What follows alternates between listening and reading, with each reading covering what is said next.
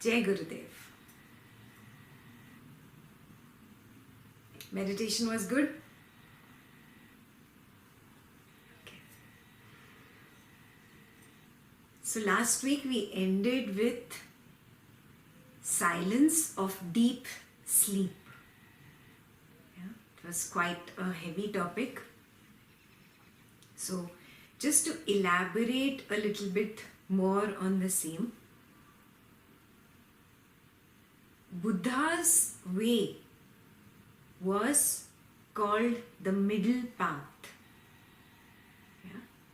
This middle path is very similar to what Vasistha has described as the silence of deep sleep. So first we'll try and understand why Buddha even came up with the middle path. Buddha's life was extreme. At one extreme, he was a king. He had all the money, all the pleasures of the world, and his father, because he knew already there was a prophecy about Buddha becoming a monk in future, his father prevented Buddha from experiencing any kind of dukkha. So he kept all poor people away from that kingdom, kept all the sick people away. Yeah, there were only happy dancing people around Buddha. Yeah. So Buddha was brought up in a very protected environment. Because his father didn't want him to become a monk, his father wanted him to become, the king in future of Kapilavastu. So obviously this was the father's short-sightedness that made Buddha's life an extreme, where there was extreme wealth, extreme pleasure, extreme happiness, everything on one extreme, and the other extreme was masked from him. Yeah? But what is the law of life? The law of opposites. Everything in this world comes in opposites. Pleasure, pain, good, bad, happy, sad, right, wrong. Yeah, Buddha was masked from this other extreme. He was just shown one extreme till he became whatever, in his early 20s. Yeah. Very early in life, he was made to get married and have a kid. But that spark was always there in him. So when that spark really became strong, he left everything and he went into the jungle. He renounced his kingdom and he just wanted to find the cause of pain. Yeah? He said everybody looks for solution of pain, but I will find the cause of pain. Yeah? I'll go one level deeper. And to find the cause of pain, Buddha did all different gurus taught him. So at that point of time, Mahavira was also there. And Mahavira's path was the path of starvation, the other extreme. Give up all wealth, give up everything, give up food also. And it goes to even another extreme where you give up water also. Yeah? So this was the other extreme where your body becomes absolutely dry like the bark of a tree with no life, almost lifelessness. Mahavira might have attained enlightenment that way, but it didn't work for Buddha. Yeah? Buddha was almost going to die when a compassionate woman came and put water into his mouth and put some pudding into his mouth. And then he came to his senses, where she said that extremism will not bring you moksha or whatever you are looking for, O monk. That's all she said to him. And that is the time Buddha understood that neither this extreme will work, his life before he was a monk, was the life of self-indulgence. And then when he became a monk, he took up the life of self-mortification, yeah, where you torture the body.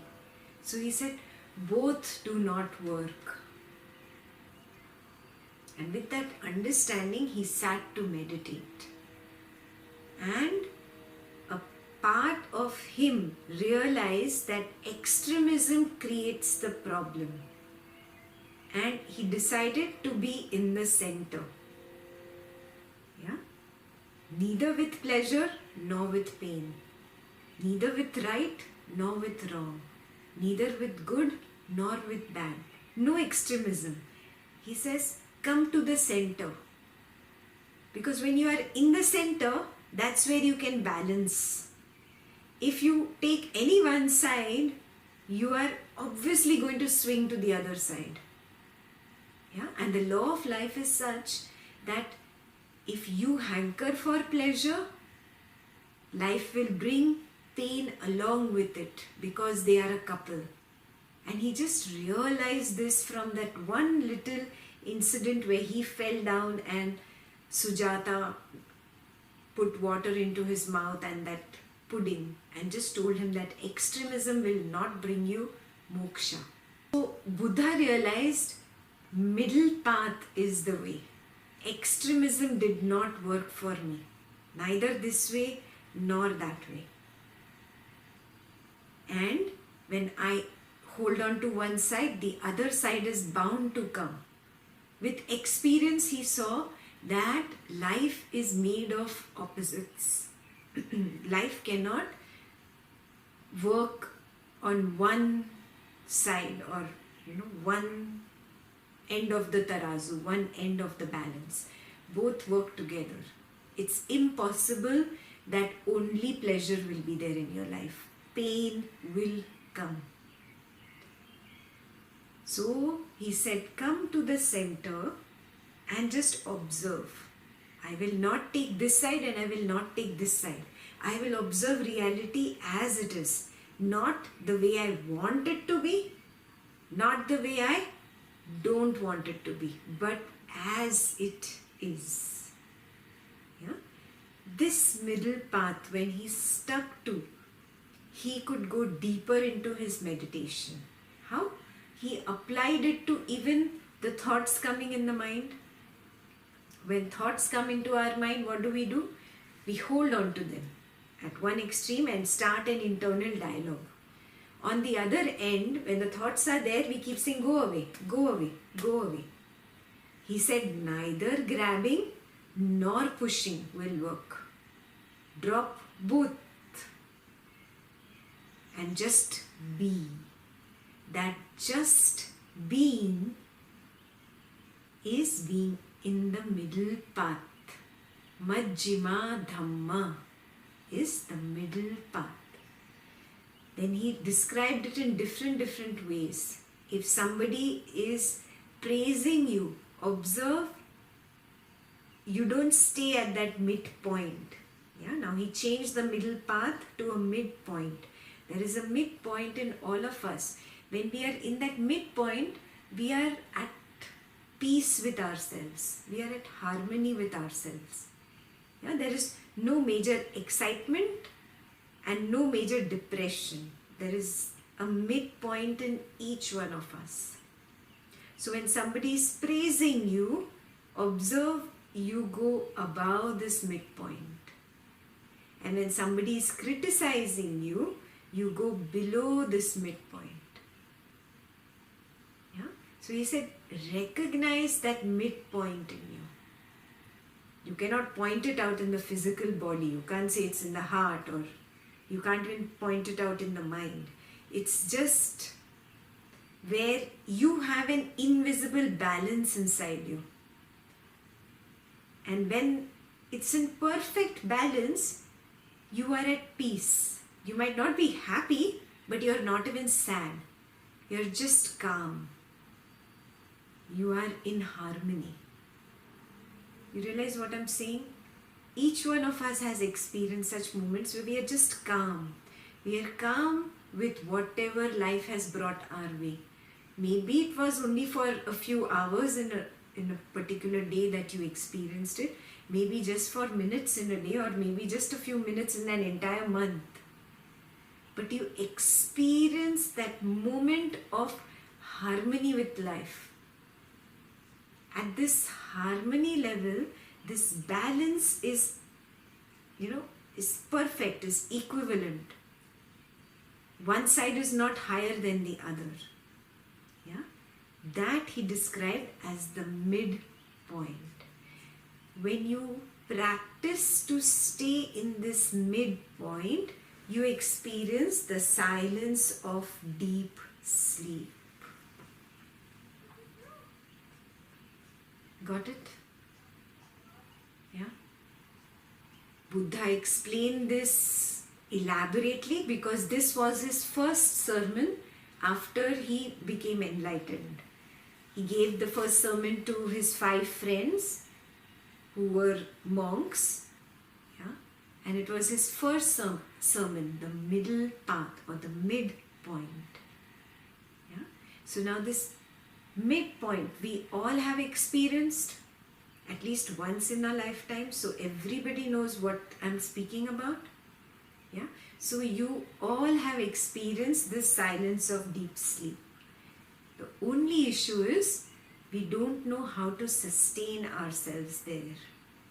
Yeah? We either jump onto this side of the balance or that side of the balance, and then we go out of balance. Yeah?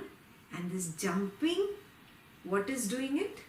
Either my raga or my dvesha does this jumping onto this side or that side, and it goes out of balance. Clear? So homework number 1 for you. Identify moments in the day where you experience this absolute balance.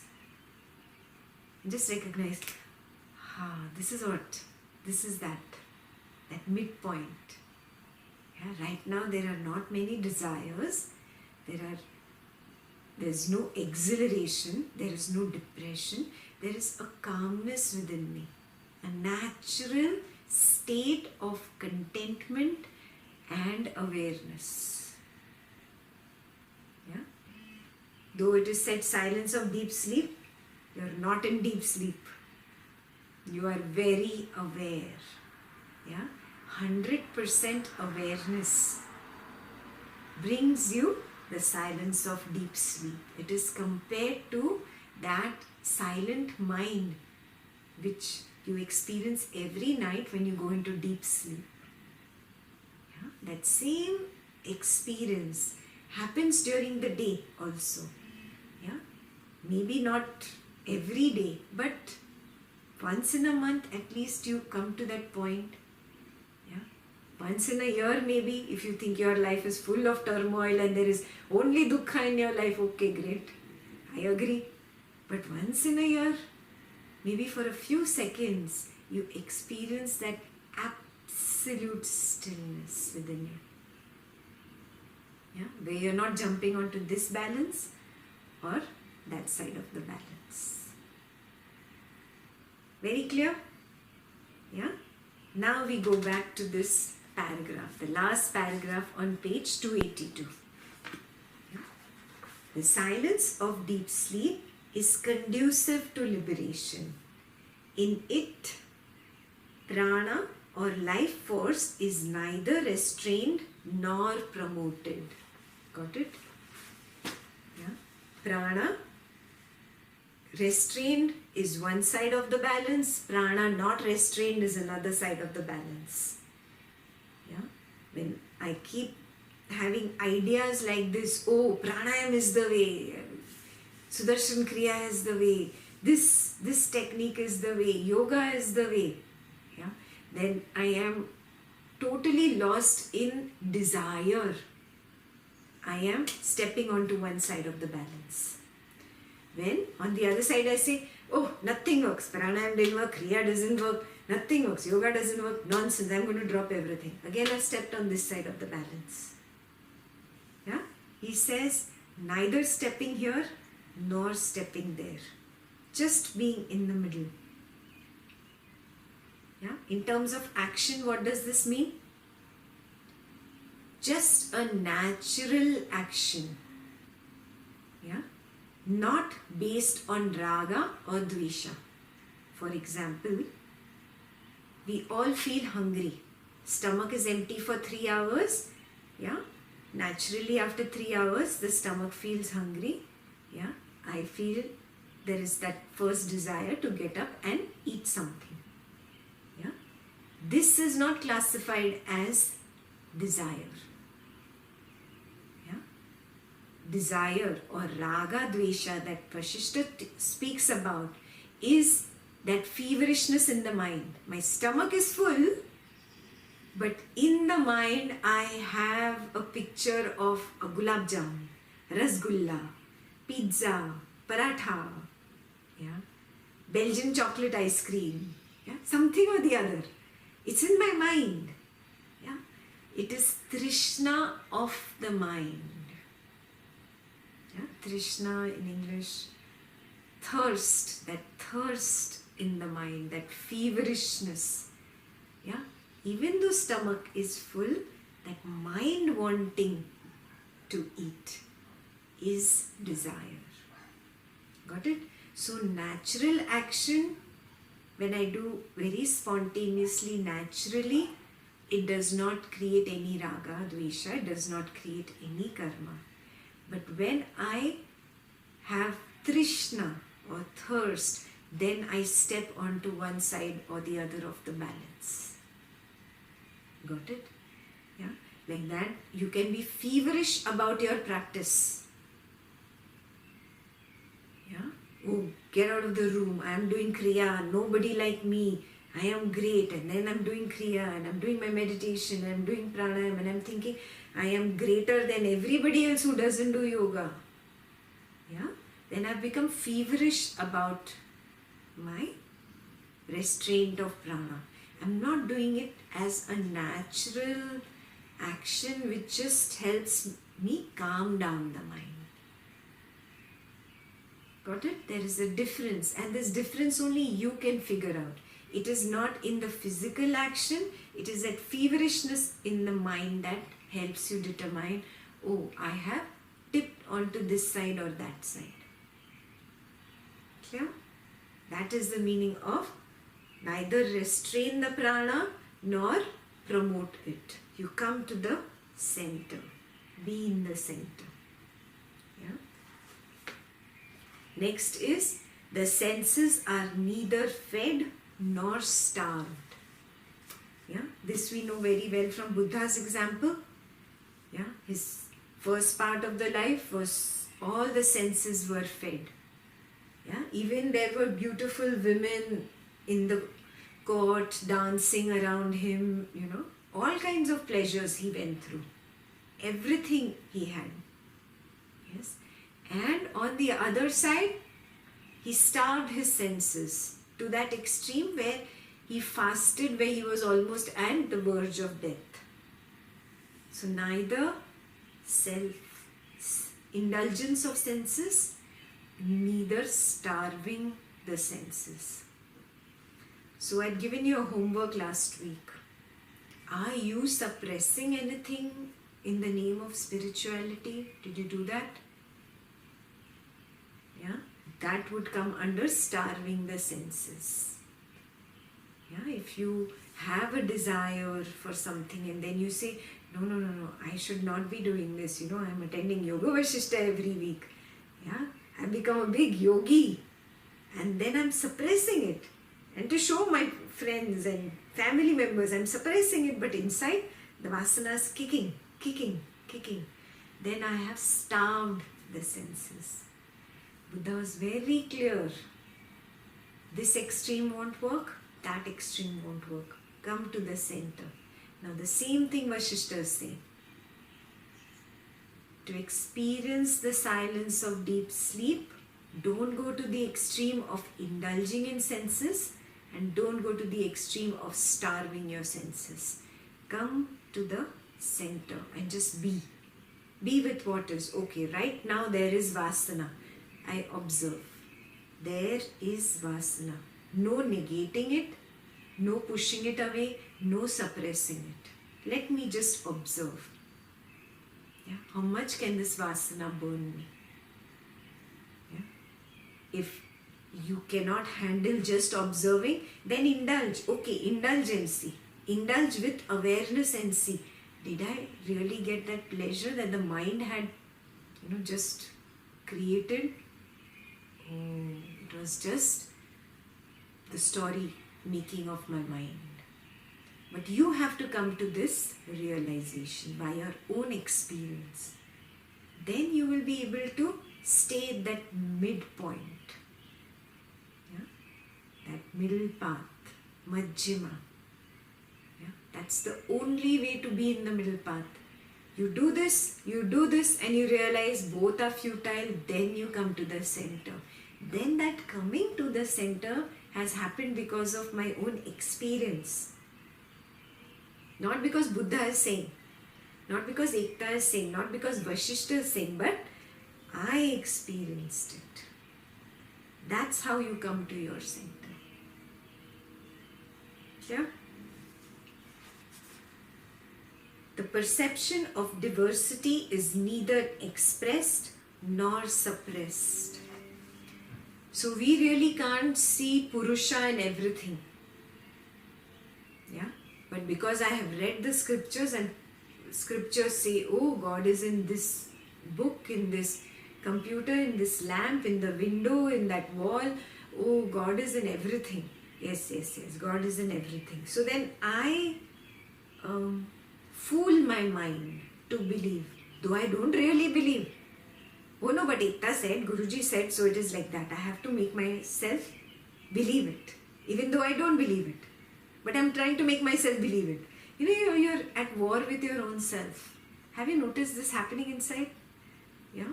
Lots of people get stuck on this path because of this dvandva. Entire lifetime, 60, 70, 80, 90, 100 years, and they kick the bucket also with this dvandva going on. Why? Because either they've tipped to this side or they've tipped to that side. No tipping to any side. You come to the center. Yeah, I will observe reality as it is and come to my own conclusion. Yeah, that is why when somebody asked Buddha, is there God? He kept silent. When somebody asked Buddha, is there no God? He kept silent. Why? Because he was teaching you, don't go to this extreme and don't go to that extreme. You observe reality as it is and you come to it by your own experience. And exactly the same thing Vasistha is saying here. Yeah? This diversity neither is expressed nor suppressed. Don't go to suppressing whatever inside the your big Jwalamukhi is. No, I don't believe it. But she says, so I have to keep quiet. But inside the war is going on. That is suppression. Yeah? Or total expression. Yeah? You just be with reality as it is. I'm going to observe it. I'm not going to negate it. Yeah? And I'm not even going to totally stand up and support it unless it is my own experience. Clear? Did I take away a big dvandva of yours? Yeah? So you don't have to always agree with me or with Gurudev. Yeah? So stop this hanji mind, I call it. Everything that Guruji says, hanji. Whatever Ekta says, hanji. Nahi, no. Wrong. If Guruji can get there, if Ekta can get there, if any other person in this world can get there, I can get there. Yes? And I will get there with my experience. And with my experience, when I get there, I'll be so strongly established. Otherwise, you're shaking. Your faith is not, it's not firm. It's shaky. Yeah? One thing somebody else has to come and say and finished, you start shaking. Oh, yeah, right. He's right. What am I doing? Wasting every Wednesday evening. Yoga Vasistha, what am I doing? Yeah, I should be partying. Yeah, so recognize if this is happening to you. Huh? Very important, you experience it. Yeah, and the way to experience it, Buddha said, you catch the middle path. I will not tilt to this side, I will not tilt to this side. I will not say there is God, I will not say there is no God. I will watch, observe, experience reality as it is and come to my own conclusion. Let it take its entire lifetime. Let it take 10 lifetimes. I will be in the middle. Got it? The mind is neither mind nor non-mind. Yeah? This also he put very beautifully, very clearly. Yeah? Because others are saying that the mind goes on and on and on and on, and this mind can become no mind. But it's not my experience. Just because he says and she says, I am blindly, saying hanji again and again. No, somewhere you need to stop, look at yourself in the mirror and realize, okay, this is what I have understood so far. Not this is what I believe. Again, what I believe is again hanji. Yeah? So homework number 2 for today. This will take a lot of introspection. And you have to be alone, probably go somewhere this weekend, sit near water. Flowing water is the best place to go and sit. Till I don't get my answer, I'm not getting up from here.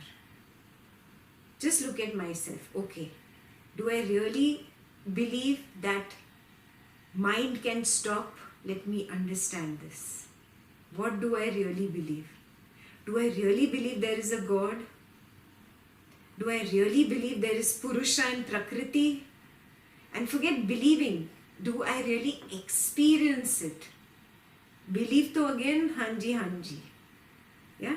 Have I understood this as an experience more than belief because somebody else is saying? Yeah? Ask yourself these questions. And it's very important to be pulled out from this environment, sit alone without any other person's influence to really introspect. You won't get that real answer in your house also. Why? Because this place, wherever you are sitting and listening to Vasistha, yeah, you have been doing this for the past 2.5, 3 years now, if you've realized. Yeah. So there are vibrations in the air of your own belief. Even if it is a make-believe, if it is fake, all fake vibrations floating around, you have to pull yourself out of this environment. Yeah, take a break this weekend, go sit somewhere near the water, even if you go together as couples, then over there take 1 hour break from each other. You go east, you go west. Yeah, go sit somewhere and just introspect. Yeah, what have I experienced? Can there be a state of no mind? Or do I just believe it because Ekta says it? Yeah. Is there God? What do I really understand? Understood your homework very clearly? Okay.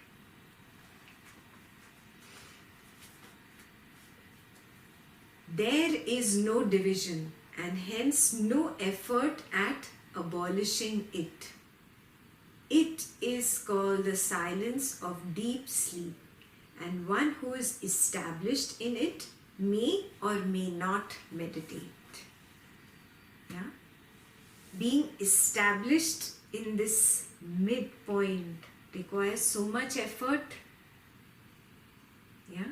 But once you become an expert at just being here, not tipping here and not tipping here, however strong the external influences, I don't tip from my center. The silence that is here is equivalent to a highest kind of samadhi. This person does not need to really meditate or even go on to the other side of not meditate. He has gone beyond meditation. He himself is samadhi then. It's a state of transcendence.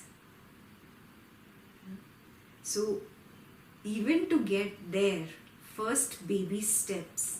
Stop tipping here and stop tipping here in daily life, in small things in life. Yeah? See, somebody says one sentence to you in office, immediately you go to this side or you go to that side, right or wrong, agree, disagree, like, dislike. Immediate tipping is there. Yeah? Just be at the center. Whatever he or she said, just being with that, being with reality as it is, in the center. Yeah? This is a practice to hold on to the middle point. Now, because I have this bad habit of tipping, I am going to either tip this way or that way. The moment you realize, you come to the center. And then you stick there. The mind will still want to tip, it'll do this and then it'll do this, and then that little war will go on for a moment, and then finally you will find your center. So initially it will be a struggle to be in the center. Go through this phase of struggling. Yeah?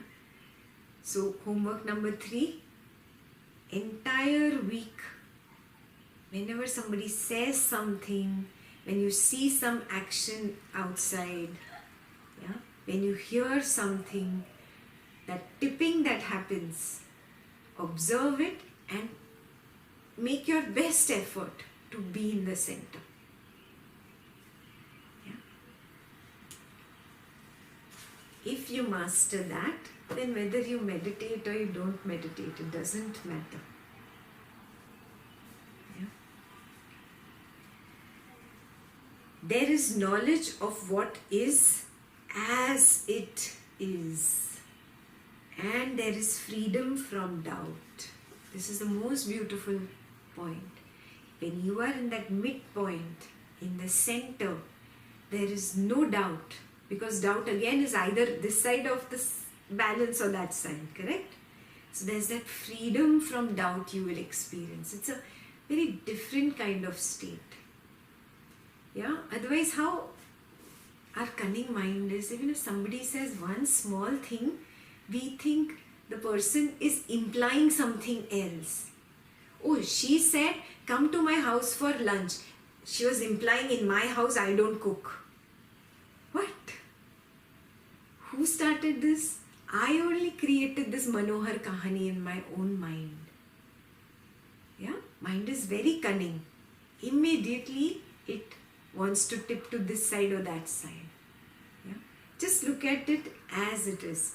She invited me for lunch. The end. No doubt. No tipping this side or that side. Reality as it is. Yeah? Otherwise, somebody calls you, immediately you start thinking, he needs something. I know that's why he's calling. Otherwise, he never calls me. Yeah? Even before answering the phone, even before you say the first hello, you have already made up the story in your head that he needs something. Yeah? Kamapurta mama, you call him. Yeah?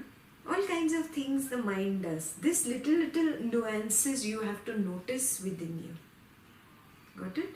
These mean tipping to this side or that side.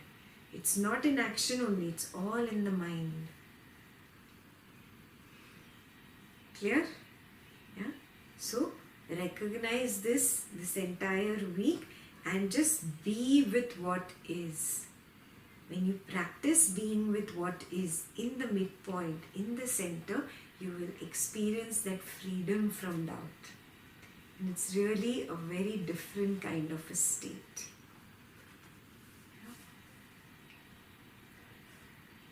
It is utter emptiness.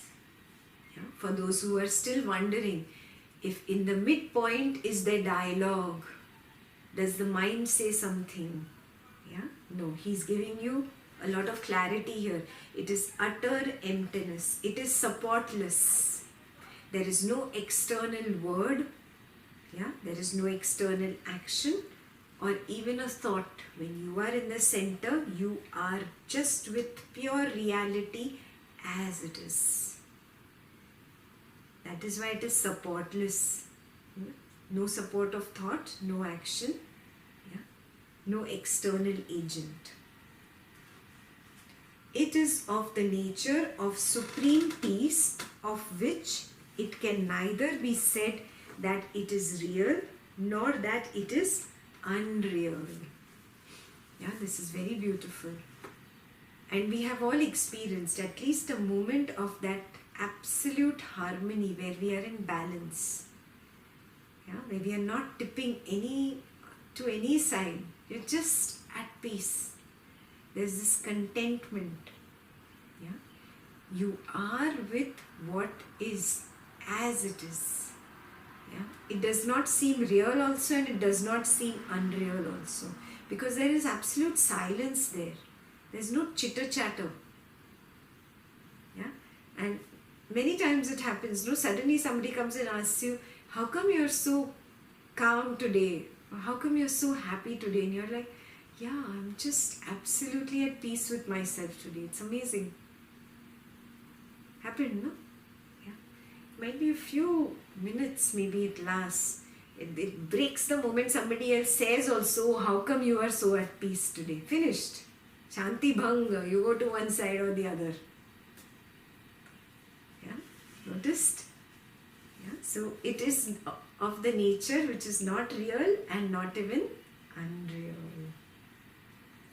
That state in which one knows there is no I, nor another, no mind, nor anything derived from the mind.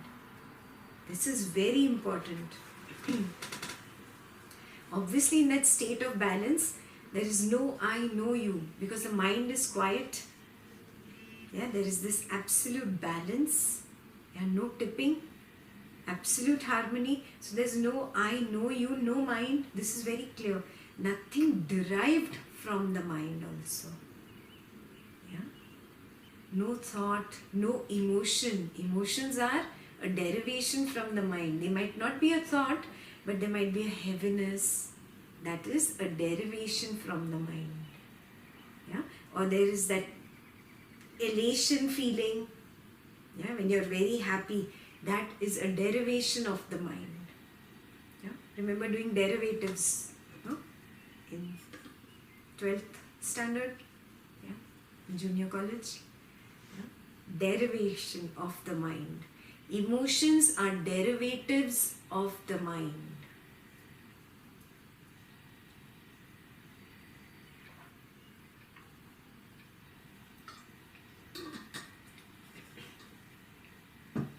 So in that state, there is no I, no you, no mind, and no derivative of the mind. In which one knows I is but an idea in this universe, and it is really pure existence.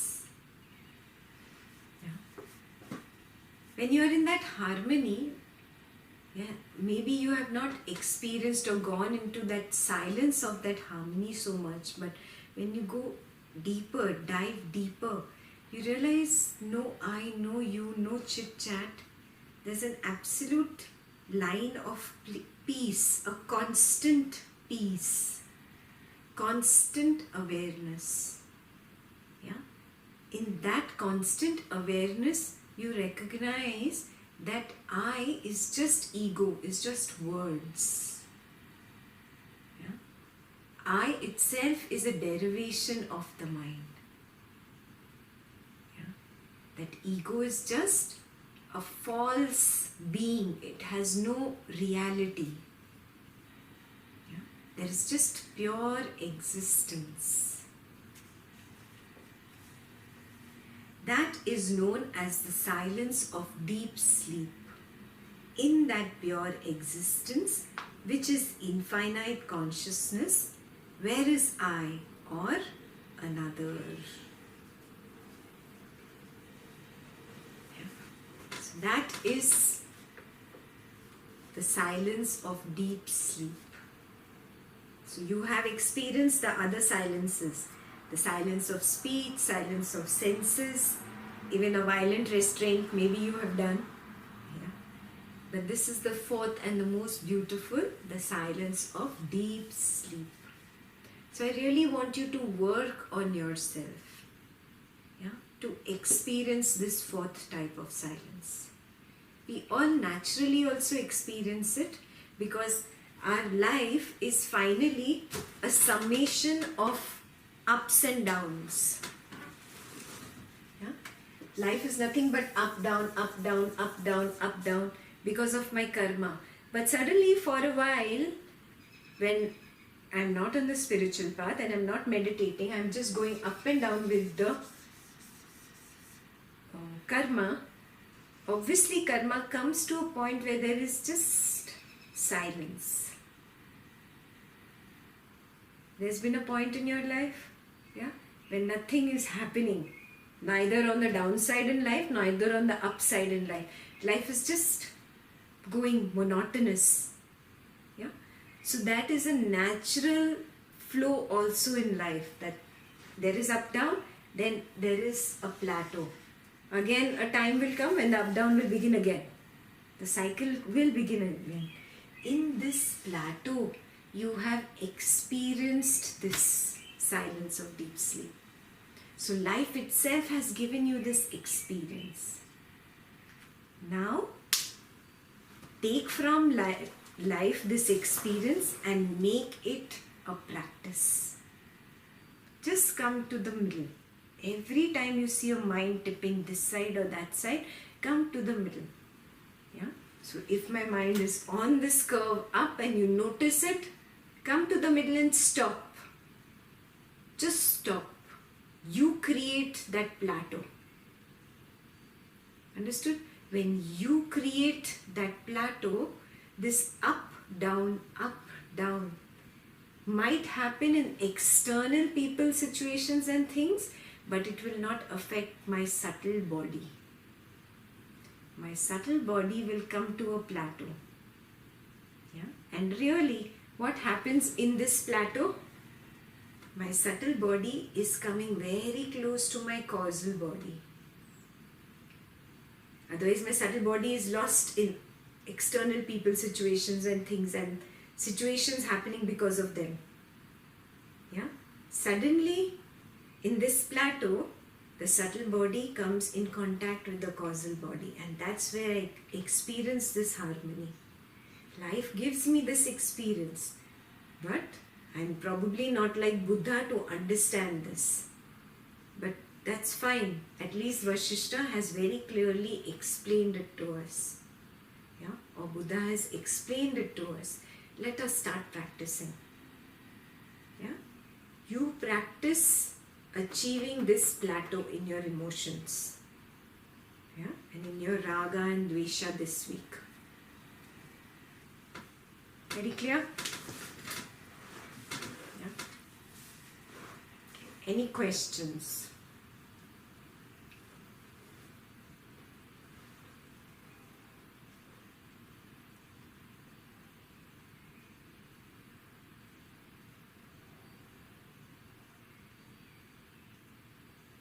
No? All clear? Yeah. So who's reading the next page? 283. I can read. Rama asked, "How did the 100 Rudra come into being, O sage?" Vasistha replied, "The mendicant bhikshu dreamt all the 100 Rudra. Whatever they whose minds are pure and unobscured by impurities imagine or will into being, that alone they experience as being real. Whatever thought form thus arises in one infinite consciousness appear to be so." Rama asked again, "Why is it, O sage, that Lord Shiva chose to appear as one unclad, inhabiting the cremation ground, garlanded with human skulls, smeared with ashes, and as one who is easily overcome by lust?" Vasistha replied, the conduct of the gods, the perfected beings, and the liberated sages is not determined by rules and codes of conduct. These are invented by ignorant people. Yet, since the mind of the ignorant is heavily conditioned, if they are not governed by such rules of conduct, there will then arise disorder in which the big fish will eat the small fish. The man of wisdom, on the other hand, does not drown himself in what is desirable and what is undesirable because he has his senses naturally in control and because he is awake and alert. He lives and works without intending to do so, without reacting to events on a casual basis, his actions being pure and spontaneous, as the coconut falling without any causal relation with the alighting of the crow on it, or he may not do anything at all. Thus, have even the members of the Trinity, Brahma, Vishnu, and Shiva, engaged themselves in incarnation. In the case of the enlightened ones, their actions are beyond praise and reproach, beyond acceptance and rejection, for they have no notion of this is mine and this is other. Their actions are pure like the heat of fire. I did not wish to elaborate on the other form of Mauna, known as the silence of the disembodied, for you are all still embodied. However, I shall briefly describe it now.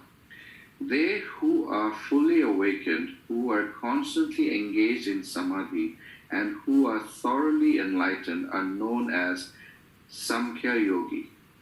They who have reached the state of bodiless consciousness through pranayama, etc., are known as Yoga Yogi. Indeed, the two are essentially the same. The cause of this world appearance and bondage is indeed the mind. Both these paths lead to the cessation of the mind.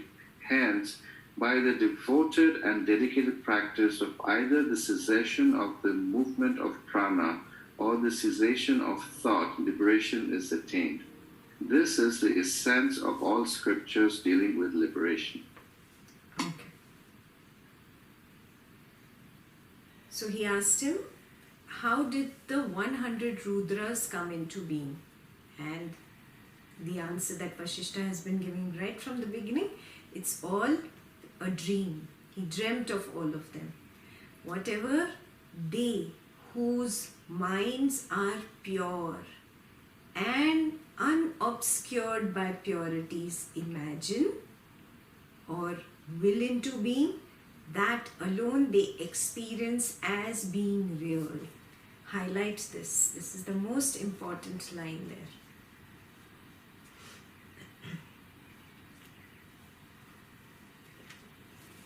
So what does this mean? When you experience a state of pure mind and impure mind, you've experienced both. Yeah? When you are in a state of impure mind, you are like, oh, this is bad, that is bad, she's like this, he's like this, life is bad, I'm not happy, I'm not good. Yeah? So there's impurity in the mind. In that impurity, you say so many things. Have you noticed? And nothing happens. Yeah? You wish the fan should fall on the professor's head so that I don't have to give this exam today. All of you wished it when you were in school, but it did not happen. You wished it for every exam. Yeah? Every year. Yeah? Imagine 60 students sitting in the class, 60 thoughts, exactly the same thought. But it never happened. Yeah? So, when you are in a state of impure mind, the notions do not manifest. You remember we spoke 2 pages ago about notions manifesting in a jiva, and this is the only power that has been given to the jiva. Yeah? So, the notion will not manifest when I am in an impure state of mind, whatever I think about, good or bad. Yeah? But when I'm in a very pure state of mind, very pure and unobscured by impurities, Means no raga, no dvesha. Probably I have just meditated. Yeah, mind is very calm, relaxed. I'm in a happy kind of state. That plateau that I was talking about. Yeah, that is a pure state and we have all experienced it. In that pure state, if you had some kind of a notion, whether good or bad, doesn't matter, that creates a karma and that manifests. Got it? Otherwise, if all our thoughts had manifested, we would have had major karma, no? But it doesn't work like that. Yeah? Which karma seeds get created? Only when I'm in this pure mind. This natural plateau happens to all of us. Yeah? Even in the most impure person, the most person who's totally self-indulgent in life, natural plateau happens to everybody. That's the law. That's the way karma functions. So in this natural plateau, even the most indulgent person experiences that calmness, that pure mind, and whatever notion he entertains, that manifests. Very clear? Now let's read this line again. Whatever they whose minds are pure and unobscured by impurities imagine or will into being, that alone they experience as being real. Got it? That's why many times you say, oh my God, I thought about this and it's so funny it happened. Yeah, you don't believe your own self. Yeah, so your notion in that pure state of mind always manifests. You will see it as being real. That's how he saw 100 Rudras. Whatever thought form thus arises in the one infinite consciousness appears to be so. So, this seems to be the power of empty space, like we talked about the other day. So, empty space at its most potent. Absolutely. Yeah, that emptiness, that plateau, naturally which happens to every living being, brings you to that beautiful silence or that emptiness. That emptiness has a lot of power. And that power which every individual jiva has been given, that manifests only when you are in that emptiness. Got it? Now, you will say, okay, good. Here, when life is up and down, I'm happy, sad, I'm not creating karma. I can scream, shout. But what will happen when you are in this pure state? What will come to you? Exactly what you were sticking to in this graph before that plateau. Got it? What notion will come in this pure state and spoil this pure state? Obviously, my strongest raga and dvesha that I was sticking to. Got it? So, in a way, if you want to graphically represent it, or just think about it, like, think about a very, very, very rough ocean.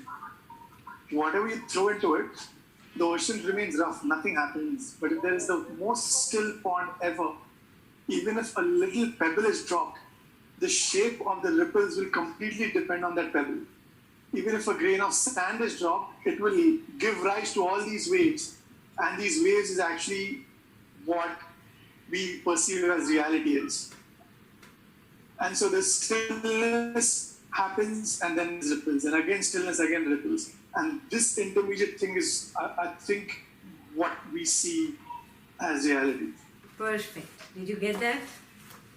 Yeah? Just to reiterate his point, graphically, you have ripples in your consciousness because of your raga dvesha. Then that natural plateau comes to you. Even if you are not meditating, this natural plateau comes to you where you experience harmony in life.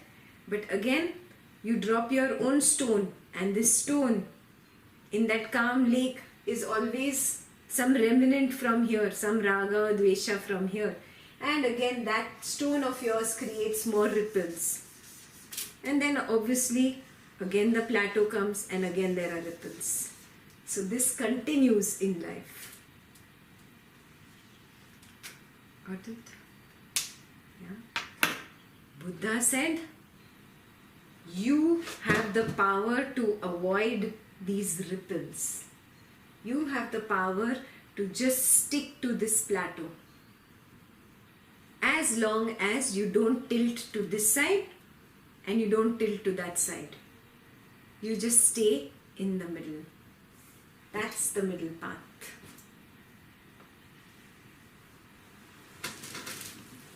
Clear?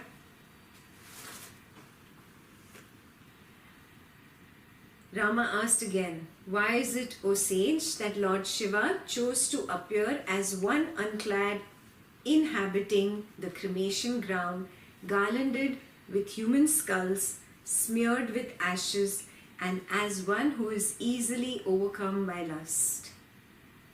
Vasistha replied that all this is just a making of the human mind. Whether it is the conduct of the gods or how an enlightened person should be or how a siddha should be. Okay, perfected beings and liberated sages. What is the difference? Perfected beings, while still being in the body, they have attained enlightenment. Yeah, they will still live till the end of this body. And if there are 30, 40, 50 years left after enlightenment, and if the body has to go through sickness, it will experience sickness. They are already liberated, yeah, but they are still in this body. So they are perfected, yeah. But the real liberated sages are those that are siddhas, yeah. They have a choice whether they want to come back or not. That's the difference between perfected beings and liberated sages.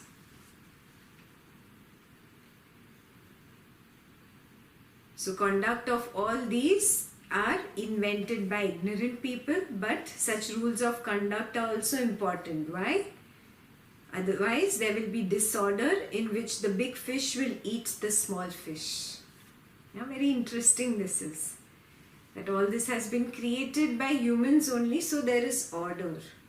Yeah, even Buddha created the vows, na?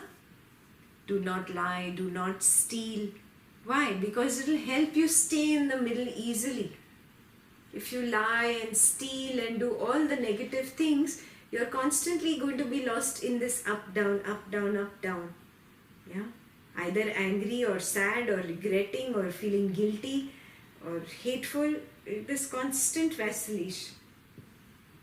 To experience the plateaus, he gave you the vows. Yeah? The man of wisdom, on the other hand, does not drown himself in what is desirable and what is undesirable. Means ragas or dveshas. Because he has his senses naturally in control and because he is awake and alert. He lives and works without intending to do so. This is beautiful. There is not even an intention to live. If you remember in the Upanishads we did Jiveshana. Yeah, we all have that thirst, that desire to live. Yeah, that is why we came in this body. That is why we took this Prakriti. Because there is this thirst to live. Yeah? A yogi or a liberated sage does not even have that desire. He just lives and works without intending to do so. Without reacting to events on a causal basis. What is causal basis? You say something good to me, yeah, I react accordingly. I feel happy, I say thank you, yeah, I like you, I want to be with you. This reaction is a cause of the effect of the good words. Got it? Similarly, somebody says something bad, you react in a way, which is a cause to them, which is an effect to the cause of those bad words. Got it?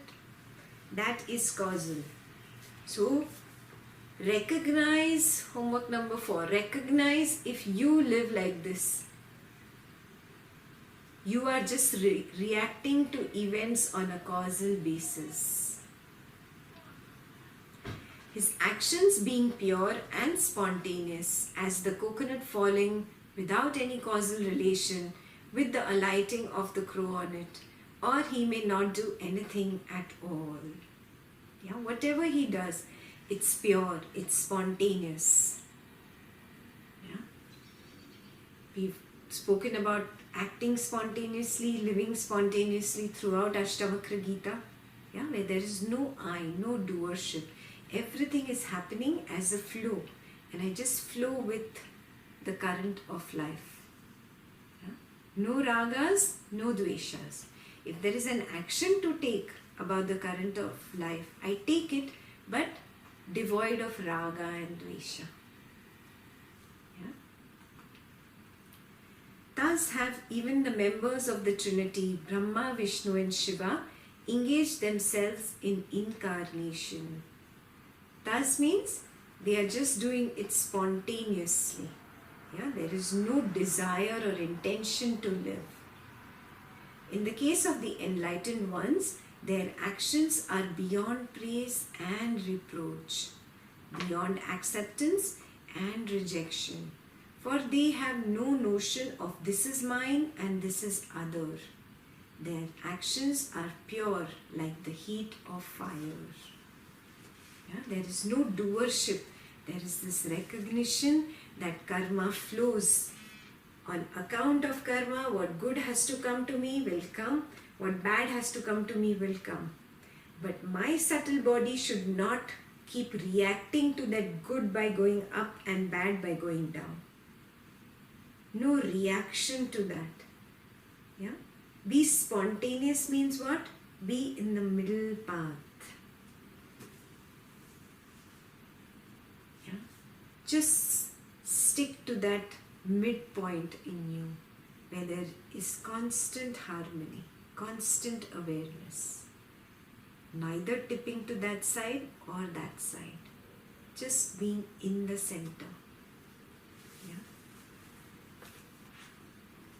I did not wish to elaborate on the other form of mauna known as the silence of the disembodied. For you are still embodied. Okay, that's the 5th kind of silence. So remember, if I have to draft a question paper, I'm not going to ask you 4 kinds of silences. I'm going to ask you 5 kinds of silences. Yeah. So silence of the disembodied. He said he'll briefly describe. What are they? They who are fully awakened, engaged in samadhi and thoroughly enlightened. They are Sankhya yogis. And the others?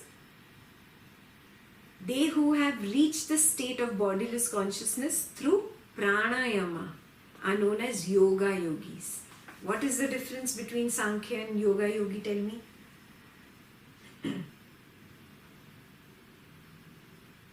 Yoga yogi is doing pranayama. Sankhya yogi is doing meditation. He has separated out the two. Pranayama is restraint of prana, or coming to a no mind from the process of cessation of prana is yoga yogi. Yeah? Sankhya yogi is coming to cessation of mind directly from the mind. So Sankhya yogi is a direct dive, and yoga yogi uses the breath to dive into meditation or samadhi. Understood the difference?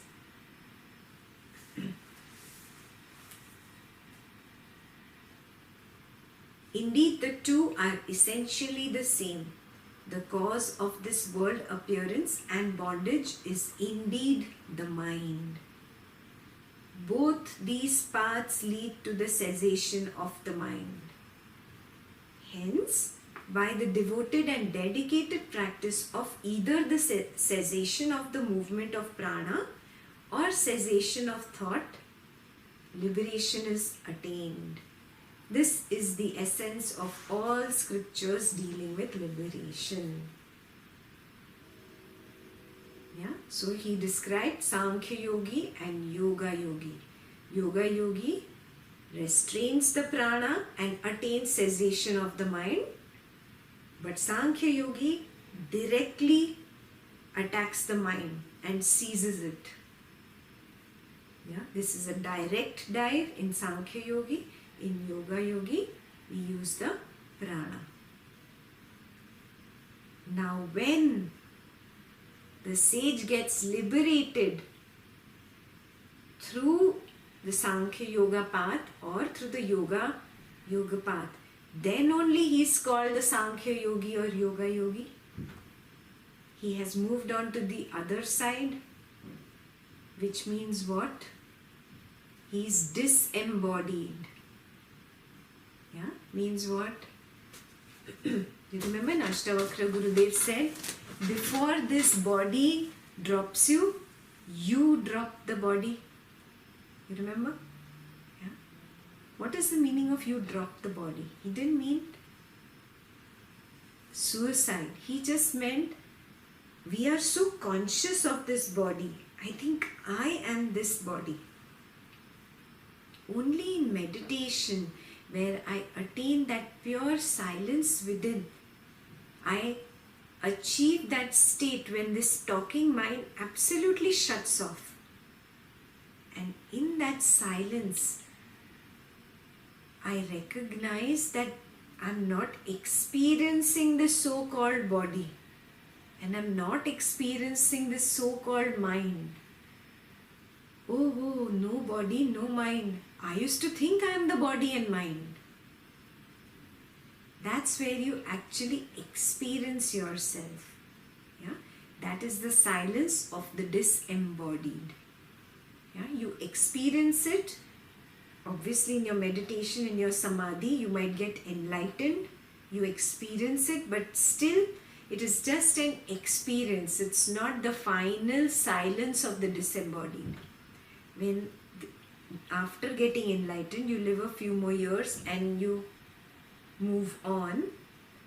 Now you have the potential of moving to a higher realm of existence. You remember we did the 9 units of life? Yeah? Humans have 8 units to be in this physical body.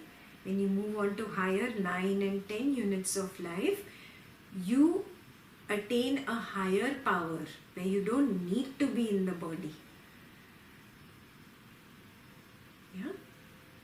If you can maintain the silence even after reaching that state of being disembodied, you achieve silence of the disembodied. But remember, there also there are lots of ragas and dveshas that come back at you. Yeah? So only a very strongly centered person who is in the middle path or in that midpoint, even after moving on from this world of, this mortal world of physical realm.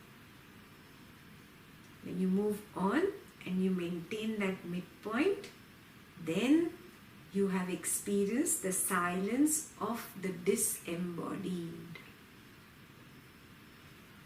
Then you are called either a Sankhya Yogi or Yoga Yogi.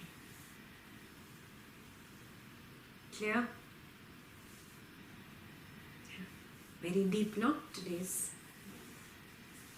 topics were. Okay.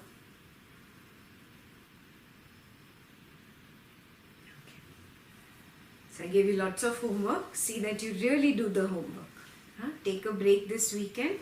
Go and sit somewhere. Some nature reserve, some park, somewhere. Yeah, and just be with yourself. Any questions? I just want to clarify what you were saying about Sankhya Yogi and Yoga Yogi. So, they would be called that after they have reached that state of silent. They have left their body, but they are still susceptible to ragas and dveshas. So if they don't do that and they can maintain the middle path, only then are they, and that's when they can go to a higher level of realization. And that's when they call Samkhya Yogi. Perfect. Right now, I Long journey. long journey, yeah. Right now, I might be just making an attempt to walk on the path of yoga or on the path of Sankhya. I'm making an attempt does not mean that I'm a yogi. Yeah, I'm still making an attempt. I have not reached that final point. When I reach that final point within this body, when I get enlightened, and after I drop this body, I still maintain that, then I've reached that highest graduation, Sankhya Yogi or Yoga Yogi. Yeah, then you have experienced the silence of the disembodied. Clear?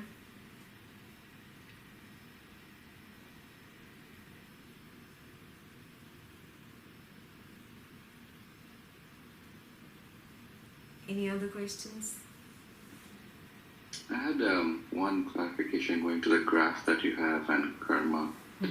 If you have strong raga dvesha for something, you're very feverish about it, so you create impressions, right? So are you saying that those impressions are actually created after the plateau? Yes. So I might have, in this graph going up, very happy, I create, say a mini impression which is going to come up in the plateau, okay? Then here I go down and I'm sad. Yeah, again here happy, here sad. Not everything really sticks on. Have you noticed in life? You experience 1,000 emotions, but you don't hold on to all of them. Yeah, after a few days, what happens? Some just fade away. They are gone from the memory. Yeah, they go away. So they don't stick on in life. Yeah, like that you've had so many school friends, but you don't remember all your 60 classmates, but you remember that one classmate who either, really stuck on with you in the worst times, or one classmate who was really, really mean with you. Yeah, that one little impression you remember here in this plateau. This creates the seed in the consciousness called agami karma. Because karma is nothing but memory. I had many other small memories, but I didn't really hold on to them. Yeah, that's why many times you ask me this question, no? Oh, I had a bad thought. Like, I give you the homework of the vow, not to lie. Somebody said, oh, I lied. I'm feeling guilty. I'm confessing, I'm letting it go, I'm telling you, has it gone? Or am I going to still carry it with me? Again, after a few days, she asks me again, has it gone? I'm like, okay, if you are going to keep holding on to it in your memory, you have not really given it to me. It's done, no? You confessed that you lied and you will not lie again. But you're holding on to it. So you are holding on to the guilt. Are you seeing what I'm saying? When you hold on to it, then it comes up in this pure state of consciousness and spoils your your pure state. That's where you create that karma.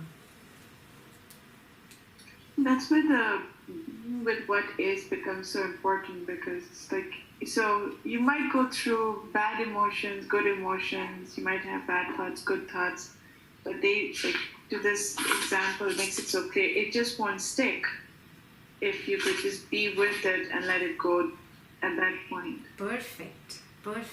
I experience life as it is. It's horrible, it's okay, it's horrible. I accept it wholeheartedly.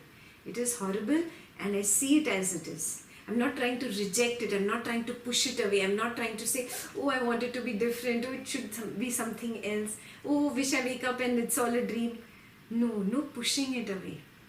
Just being with it. Okay, it's bad, no? You cry it out. You go deep into what is. Embrace what is. Yeah? And then you will slowly learn to start being in the center. When you start being with what is.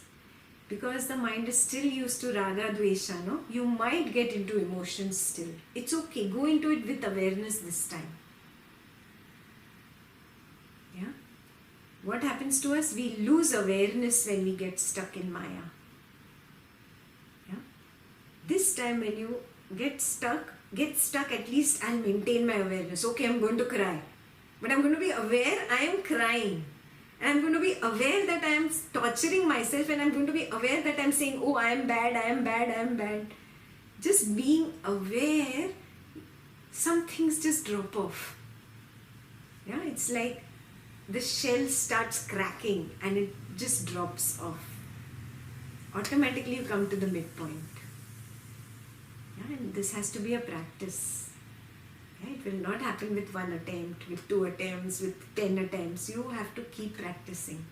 How much you have spoiled your mind, you have to now train that mind that much.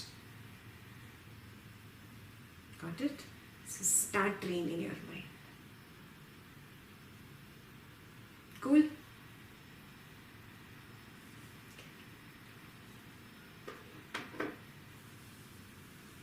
Any other questions? No? All good? Okay. So we'll meet next week. It gets even more interesting. Yeah? So wait for that. But do your homework. Take care. I'll see you next week. Bye. Bye. Jai Gurudev.